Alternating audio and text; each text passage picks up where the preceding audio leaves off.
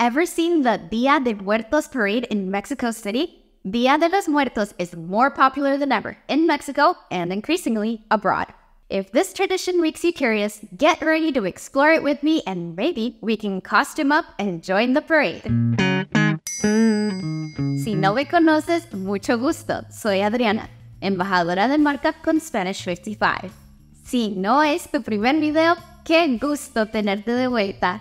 To continue learning Spanish with us, consider subscribing to our channel. Our videos are for you to learn the Spanish language and its culture in a fun way, so I hope to keep seeing you around. Dia de Muertos, or Day of the Dead, is a celebration of life and death that surely catches the eye. Let's go a little further and find out how this tradition came to be and what it really means. El Dia de Muertos is a remembrance ritual and celebration. Se trata de recordar y honrar a familiares pasados y al mismo tiempo expresar una celebración de la continuidad de la vida. November 1st honors deceased children and November 2nd focuses on adults. The tradition is very lively and it is believed that relative souls return to Earth to share with the living. It is a day where families get to reunite. Families will plan for Day of the Dead for days, weeks, or even a whole year in advance. Public places and homes are filled with altars and offerings called ofrendas to commemorate loved ones and their favorite things.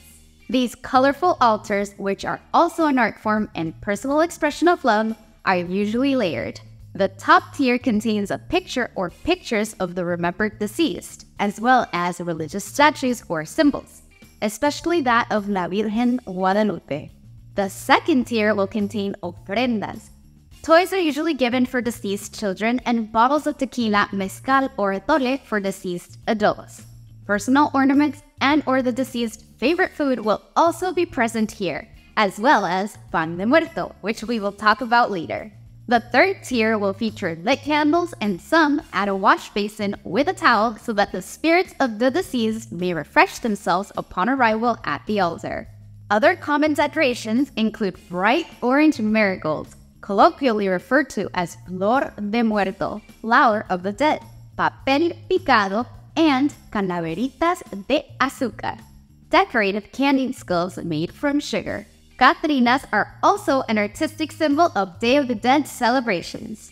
La Calavera Catrina, the elegant skull, was created by Mexican engraver Jose Guadalupe Posada. It was for use as political satire around 1910 and was meant to poke fun at a certain social class of Mexicans who the artist portrayed as having European aristocratic aspirations.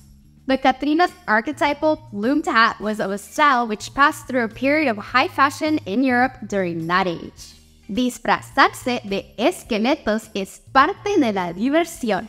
People of all ages have their faces painted to resemble skulls or to look like the Calavera Catrina, while wearing suits and fancy dresses. Some wear shells or noisemakers to amp up the excitement and also possibly to rouse the dead and keep them close during all the fun.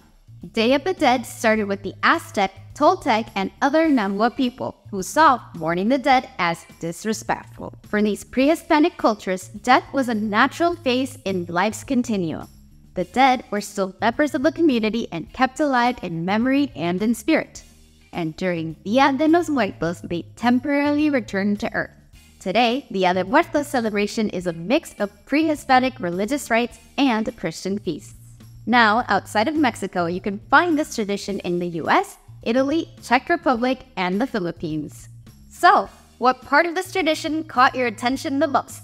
Let me know in the comments below, and I would love it if you write it in Spanish. If you want to further your Spanish practice and or learn more about the culture, you can find the personal Spanish tutor on Spanish55.com.